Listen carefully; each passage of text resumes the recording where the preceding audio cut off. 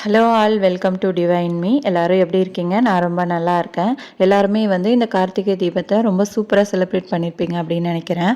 நிறைய பேர் நம்ம சேனலில் லாங் வீடியோ கேட்டிருந்தீங்க. அதனால் இன்றைக்கி நான் 3 தீபமும் சேர்த்த மாதிரி ஃபுல்லாகவே எடிட் பண்ணி நான் இந்த வீடியோவில் போட்டிருக்கேன்.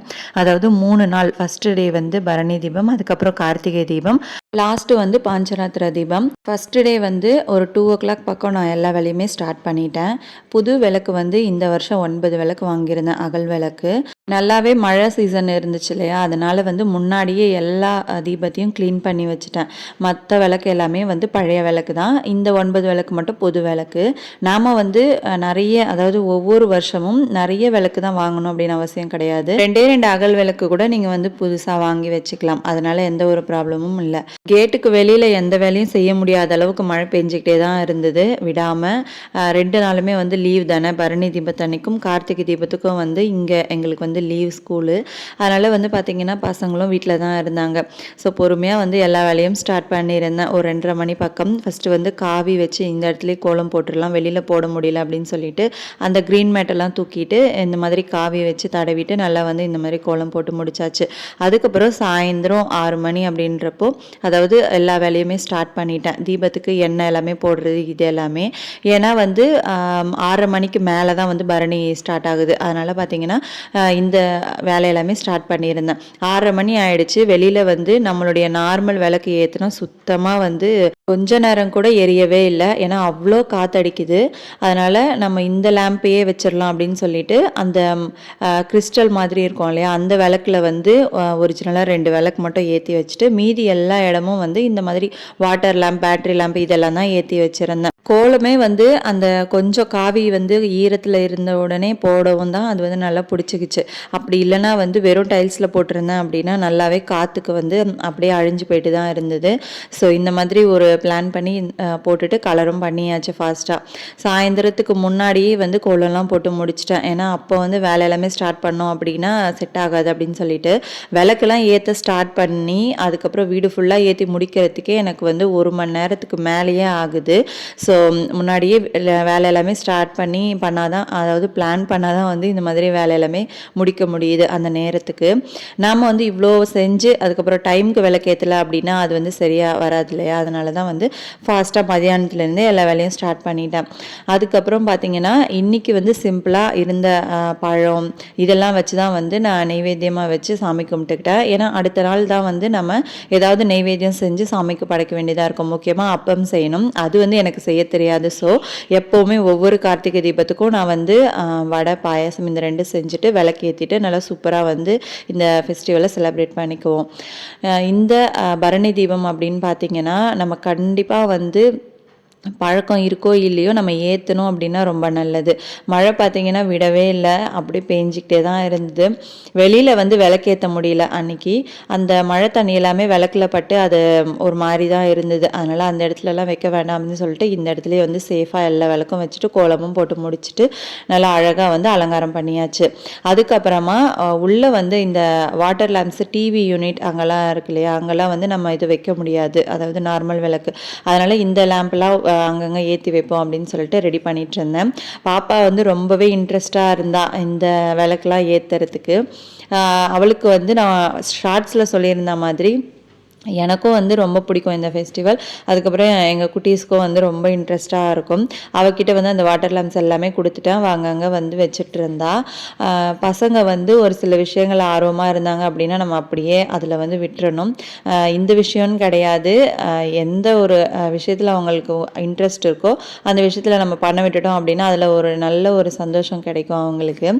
அதுக்கப்புறம் பார்த்திங்கன்னா எண்ணெய் இந்த வாட்டி 1 லிட்டர் அப்படியே பேக்கெட்டில் தான் வாங்கியிருந்தேன். அது கரெக்டாக ரீஃபில் பண்ணி வச்சுட்டேன். அதுக்கப்புறம் பார்த்திங்கன்னா நார்மலாக விளக்கு ஏற்றிட்டு இருந்தேன். புத்தா கிட்ட வைக்கிறதுக்கு, அப்புறம் கிச்சனில் வைக்கிறதுக்கு, அன்னபூர்ணி அம்மன் கிட்ட, படிக்கட்டில், அப்புறம் மாடியில் இங்கெல்லாம் வைக்கிறதுக்காக எல்லாமே ரெடி பண்ணிகிட்டு இருந்தேன். அடுப்பில் வந்து அழகாக கோலம்லாம் போட்டுட்டு அதுக்கு மேலே வந்து பார்த்திங்கன்னா நான் நார்மல் விளக்கு வைக்கல, இந்த மாதிரி வாட்டர் லேம்ப் தான் வச்சுருந்தேன். ஏன்னா அடுப்பு பக்கத்தில் வைக்கிறது கொஞ்சம் சேஃப் இல்லை, அதனால தான் அடுப்பு பக்கத்தில் வைக்கலாம், பட் வந்து மேலே வைக்கிறது அவ்வளோவா சேஃப் இல்லை. எல்லா இடத்துலையும் ஏற்றி முடிச்சுட்டு அதுக்கப்புறம் ஃபைனலாக பூஜை ரூமுக்கு வந்தாச்சு. நடுவில் ஃபஸ்ட்டு காமாட்சி அம்மன் விளக்கு ஏற்றிட்டு அதுக்கப்புறம் பார்த்திங்கன்னா குத்து விளக்கு வந்து 5 முகமும் ஏற்றி 2 பக்கமும் வச்சுருந்தேன். ரொம்ப அழகாக இருந்துச்சு பார்க்குறதுக்கு. அதுக்கப்புறம் பரணி தீபம் அப்படின்னாலே நம்ம வந்து பூஜை ரூமில் இந்த மாதிரி ஒரு பிளேட்டில் எல்லா திசையும் பார்த்த மாதிரி ஒரு 5 அகல் விளக்கு ஏற்றி வைக்கிறது தானே. அதனால் வந்து மெயினாக இந்த மாதிரி வந்து அழகாக கோலம் போட்டு அந்த இடத்துல ஏற்றி வச்சாச்சு. கற்பூர ஆரத்தி, அப்புறமா வந்து சாம்பிராணி கட்டுறது, இது எல்லாமே பண்ணிவிட்டு ரொம்ப வீடே வந்து பாசிட்டிவாக மாற்றியாச்சு. ரொம்பவே அழகாக இருந்தது. நம்ம வந்து ஒவ்வொரு வேலையும் ரொம்ப இன்ட்ரெஸ்ட் எடுத்து செஞ்சோம் அப்படின்னா நமக்கு வந்து அழகாக அதில் வந்து ஒரு திருப்தி கிடைக்கும் பாருங்கள். அதில் வந்து ஒரு நல்ல ஒரு ஃபீல் இருக்கும். அதனால் வந்து இன்ட்ரெஸ்ட் இல்லாமல் எந்த வேலை செஞ்சாலும் நமக்கு வந்து செட் ஆகாது. நிறைய பேர் வந்து இவ்வளோ ஒர்க் வந்து எப்படி பண்ணுறது, எங்களால் வந்து பண்ண முடியல அப்படிலாம் சொல்லி எனக்கு மெசேஜ் வந்துருந்துச்சு. நானுமே வந்து ரொம்ப ஆக்டிவாக எல்லா நாளும் இருக்கிற பர்சனே கிடையாது.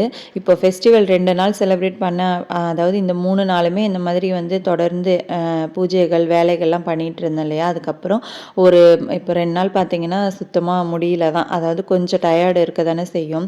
நம்ம வந்து தொடர்ந்து வேலை செஞ்சுக்கிட்டே இருக்கும்போது அப்படியே வந்து ஒரு மாதிரி ஆகும்.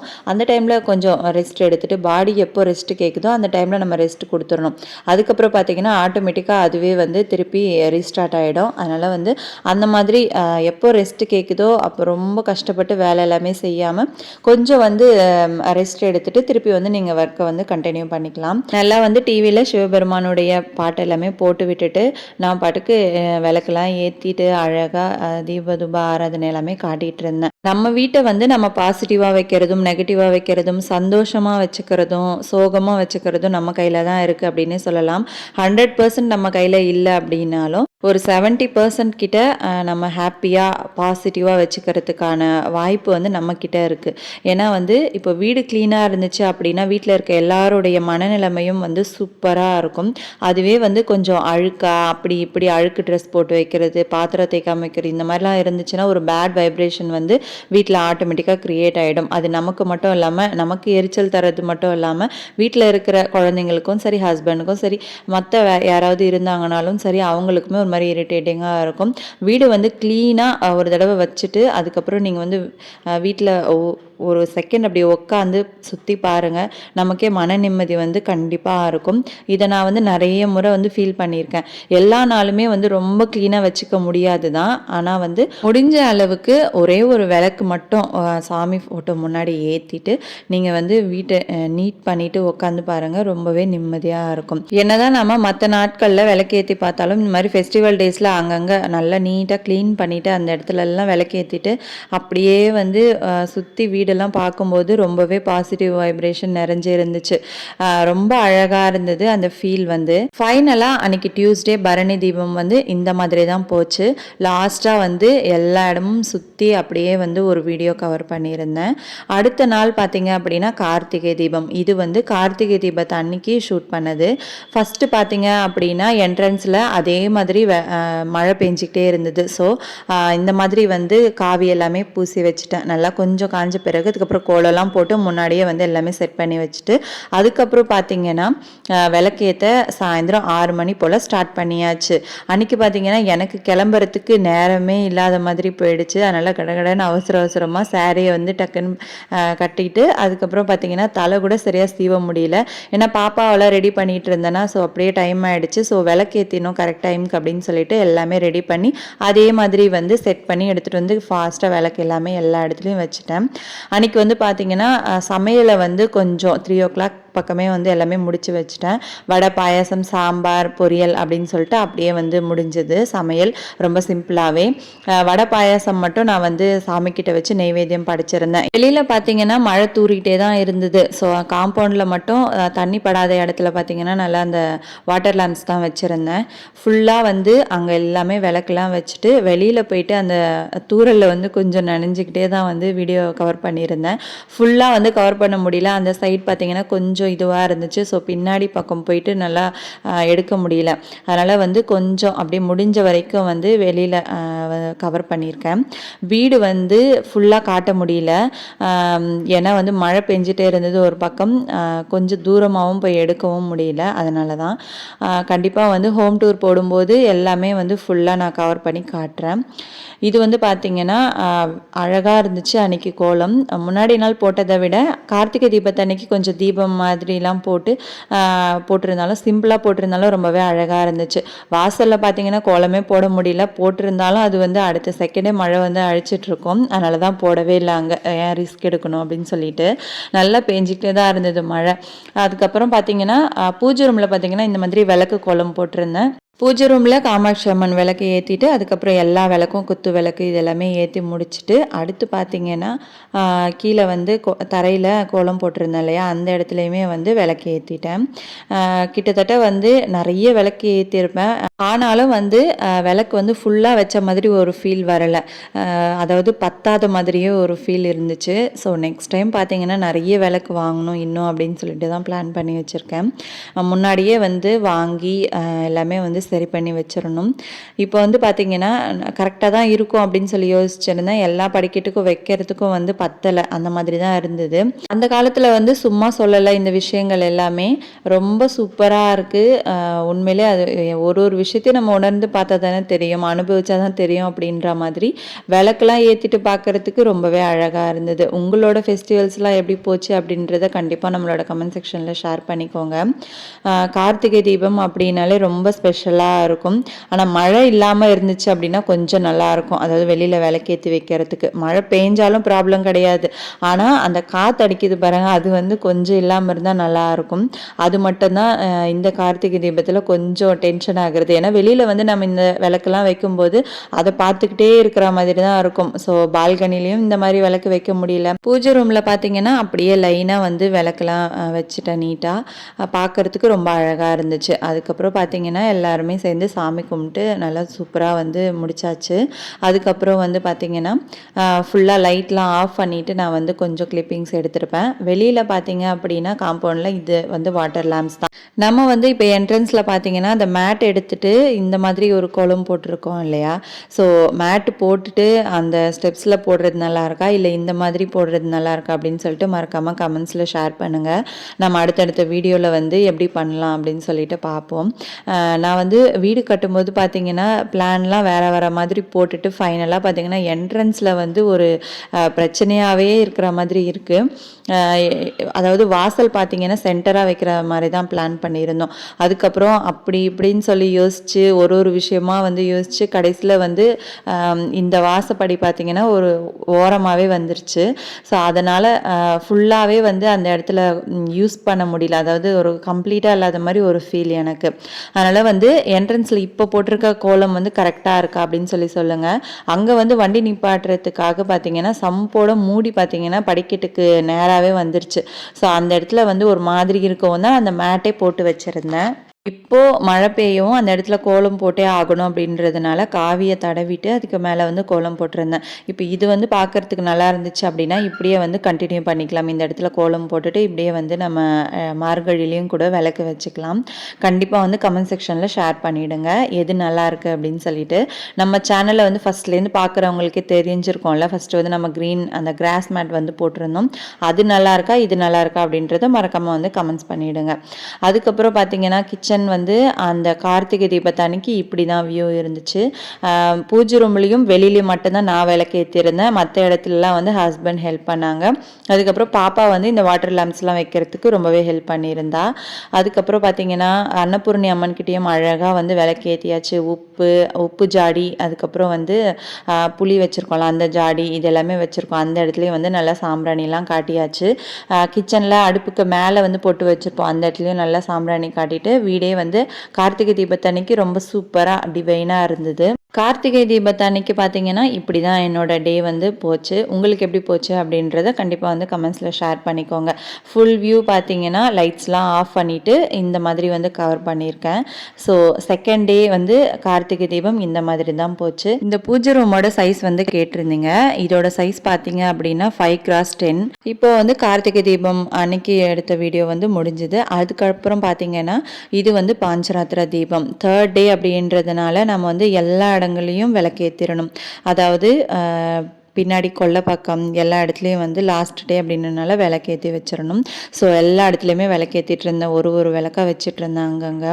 ஒவ்வொருத்தருக்கும் ஒவ்வொரு மாதிரி பழக்கம் இருக்கும். லாஸ்ட் டே பார்த்தீங்கன்னா பாத்ரூம் கிட்டேயும் நிறைய பேர் விளக்கேற்றி வைப்பாங்க. நிறைய பேர் குப்பை போடுவோம் இல்லையா, அந்த இடத்துல வந்து க்ளீன் பண்ணிவிட்டு விளக்கேற்றி வச்சுருப்பாங்க.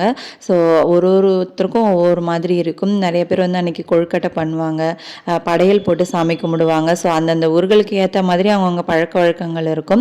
ஆனால் விளக்கேற்றுறது மட்டும் எல்லாருக்கும் ஒரே மாதிரி தான் இருக்கும். ஸோ ஜென்ரலாக வந்து இந்த மாதிரி எல்லா இடத்துலையும் விளக்கேற்றி அழகாக வந்து வச்சாச்சு. 3வது நாள், முதல் நாள் பரணி தீபம் வந்து நாம் யமதர்மருக்காகவும், அடுத்த நாள் வந்து சிவபெருமானுக்காகவும், 3வது நாள் பாஞ்சராத்திர தீபம் அப்படின்றது மகாவிஷ்ணுக்காகவும் ஏற்றுறோம். ஃபஸ்ட்டு டே ஏற்றுற விளக்கு பார்த்தீங்க அப்படின்னா நம்ம பூஜை ரூமில் 5 விளக்கு ஏற்றுறோம். 5 அகல் விளக்கு. அந்த விளக்கு ஏன் வைக்கிறோம் அப்படின்னா, நம்மளுடைய முன்னோர்கள் வந்து எந்த பாவங்கள் செஞ்சுருந்தாலும் அதில் வந்து அந்த மாதிரி விளக்கு வைக்கும்போது போயிடும் அப்படின்றது ஒரு நம்பிக்கை. அது மட்டும் இல்லாமல் நாமளும் தெரிஞ்சோ தெரியாமலோ நிறைய வந்து தப்பு செஞ்சுருப்போம். அதாவது நிறைய பாவங்கள் செஞ்சுருப்போம். அதுக்கான தண்டனைகள்லேருந்து நம்ம விடுபடுறதுக்காகவும் இந்த யம தீபம் அப்படின்றது வந்து பரணி தீபம் அன்னைக்கு ஏற்றுறோம். அதாவது பரணி அன்னைக்கு ஏற்றுறோம். புதுசாக இந்த பரணி தீபத்தை கேள்விப்படுறவங்களுக்கு வந்து நிறையவே பயம் வருது. ஏன்னா வந்து யமதர்மருக்காக ஏற்றுறோமாமே, அது வந்து நம்ம விளக்குக்கு எதிரில் போகக்கூடாதா, பக்கத்தில் போகக்கூடாதா, அந்த மாதிரிலாம் நிறைய டவுட்ஸ் வந்து கேட்டிருந்தாங்க. இது எல்லாமே பயமாக இருக்குது எங்களுக்கு ஏற்றுறதுக்கு அப்படிலாம் சொல்லியிருந்தாங்க. கடவுளுடைய வழிபாடு அப்படின்ற பட்சத்தில் நம்ம வந்து எந்த ஒரு விஷயத்துலையும் டவுட்ஸோ நமக்கு வந்து அதாவது அந்த சந்தேகங்களே வரவே கூடாது. நமக்கு என்ன தோணுதோ அதை பண்ணிட்டோம் அப்படின்னா அழகாக வந்து கடவுள் வந்து ஏற்றுப்பாங்க. இது இப்படி தான் பண்ணணும் அப்படி தான் பண்ணணுன்ற ஒரு விஷயங்கள்லாம் கிடையாது. நீங்கள் தெரிஞ்சுக்கணும் அப்படின்னு நினச்சிங்கன்னா தாராளமாக தெரிஞ்சுக்கலாம். பட் கடவுளை வந்து வழிபடுறதுக்கு பயம் வந்து இருக்கவே கூடாது எக்காரணத்தை கொண்டும். இதை பண்ணால் இப்படி ஆகிடுமோ, அதை பண்ணால் அப்படி ஆகிடுமோ அப்படின்னு சொல்லிட்டு எந்த ஒரு பயமும் இருக்கக்கூடாது. நம்ம வந்து எப்போவுமே நமக்கு தெரிஞ்ச வகையில் சாமி கும்பிட்டுக்கிட்டோம் அப்படின்னாலே நல்லது தான். நான் வந்து பரணி தீபம் லாஸ்ட் இயர் தான் ஸ்டார்ட் பண்ணியிருந்தேன். எனக்குமே வந்து ஃபர்ஸ்ட்லாம் தெரியாது. ஸோ ஒரு விஷயமும் நம்ம கற்றுக்கும் போது அந்த விஷயத்த 4 பேர் கூட ஷேர் பண்ணணும் அப்படின்னு தான் தோணும். அதனால தான் வந்து இதில் வந்து நான் ஷேர் பண்ணியிருந்தேன். கடவுள் வழிபாடு, சொந்த பந்தம், சொத்து, இது எல்லாத்தையுமே தாண்டி நம்ம வந்து ஒரே ஒரு விஷயத்த மனசில் வந்து வச்சுக்கணும். அது என்னன்னா, நம்ம இந்த உலகத்துக்கு வரும்போது எதையுமே கொண்டு வரல. ஸோ போகும்போது பார்த்தீங்கன்னா நம்ம செஞ்ச பாவ புண்ணியங்கள் மட்டும்தான் கொண்டு போகிறோம். நம்ம கூடையும் வரப்போகுது. அதனால் முடிஞ்ச வரைக்கும் நிறைய பேருக்கு வந்து நம்ம ஹெல்ப் பண்ணுவோம், நல்லதே நினைப்போம். இது மட்டும்தான் நம்ம மைண்டில் வந்து இருக்கணும். யாருக்கு எப்போ என்ன நடக்கும் அப்படின்னு தெரியாதப்பவே வந்து இவ்வளோ சண்டைகள் இருக்குது. குடும்பத்துலேயும் இருக்கட்டும், நண்பர்கள்கிட்டேயும் இருக்கட்டும், அக்கம் பக்கத்துலேயும் எல்லார்கிட்டேயுமே வந்து இவ்வளோ பகை, வன்மம் இது எல்லாமே இருக்குது. இதுவே வந்து சாகாவரம் அப்படின்னு சொல்லி எல்லாருக்கும் இருந்துச்சு அப்படின்னா ஒருத்தர் கடிச்சிக்கிட்டு தான் இருப்பாங்க போல இருக்குது. அந்த அளவுக்கு இருக்குது நிலைமை.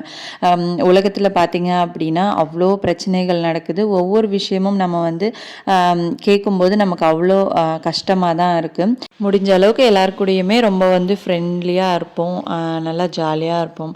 நம்மளுடைய லைஃப்பை வந்து எவ்வளோ நாள் இருப்போம் அப்படின்றது நமக்கு தெரியாது. ஸோ இருக்கிற வரைக்கும் வந்து நல்லா ஹாப்பியாக அவங்கவுங்க லைஃப்பை வந்து ரன் பண்ணுவோம். அடுத்தவங்கள பார்த்து பொறாமப்படுறது, அது இல்லையே நமக்கு இது இல்லையே அப்படின்னு சொல்லி யோசிக்கிறது, இது எல்லாத்தையுமே ஸ்கிப் பண்ணிவிட்டு நம்மளுடைய லைஃப்பை வந்து நம்ம பார்த்துக்கிட்டு ரொம்பவே ஹாப்பியாக இருப்போம். இந்த வீடியோ வந்து உங்களுக்கு பிடிச்சிருந்துச்சு அப்படின்னா கண்டிப்பாக வீடியோக்கு ஒரு லைக் பண்ணிவிடுங்க. மறக்காமல் நம்ம சேனலை சப்ஸ்கிரைப் பண்ணிவிடுங்க. நெக்ஸ்ட் வீடியோவில் பார்க்கலாம். தேங்க்யூ.